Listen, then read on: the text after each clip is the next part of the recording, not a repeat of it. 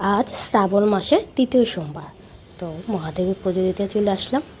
তো সব রেডি করে ফেললাম, ফুল বেলপাতা, বাবার স্নানের দুধ দই সব কিছুই, ঘি মধু তেল সব কিছু রেডি। তো প্রথমে তেল ঘি মধু দিয়ে অভিষেক করে নেব বাবাকে, ওম নমঃ শিবায় বলে। তারপর দই দিয়ে দেব, দই দেওয়ার পরে দুধের মধ্যে তেল ও গরু কর্পূর নিয়ে মিশিয়ে নিলাম।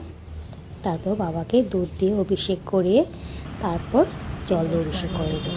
ইদং দুগ্ধং স্নানীয় নমঃ শিবায় নমঃ, ইদং দুগ্ধং স্নানীয় ওম নমঃ শিবায় নমঃ, এই মন্ত্রটা 3 বার বলতে হবে। তারপর জল দিয়ে অভিষেক করাতে হবে। ইদং স্নানীয় জলম ওম নমঃ শিবায় নমঃ 3 বার বলে বাবাকে স্নান করে নিলাম। তারপর বাবাকে মুছে যথাস্থানে বসে দিলাম। একইভাবে এই শিবলিঙ্গকে পুজো করে নিলাম। ঘি মধু দই দুধ দই দিয়ে স্নান করে নিলাম। তো সবাই শ্রাবণ মাসে শিব মহাব্রত পালন করছে। তো এই শ্রাবণ মাসে শিব মহাব্রত খুবই গুরুত্বপূর্ণ, মহাদেব সন্তুষ্ট হয় অতি। তারপর আমি জল দিয়ে অভিষেক করে নিলাম।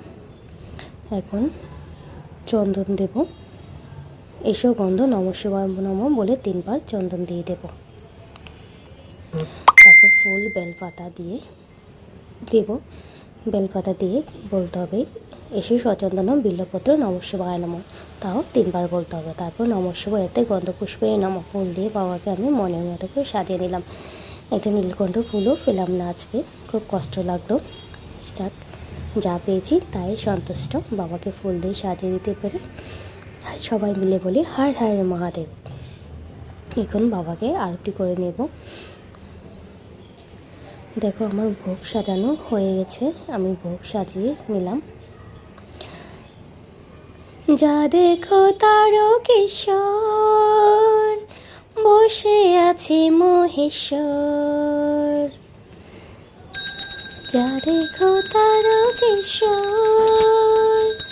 বসে আছে মহেশ্বর, লাখে লাখে লোকে জমেছে স্বপ্নে আদি বিষয়। তারপর ভগবান শ্রীকৃষ্ণকে আরতি করে নিলাম, ভোলানাথকে আরতি করে নিলাম মনের মতো করে।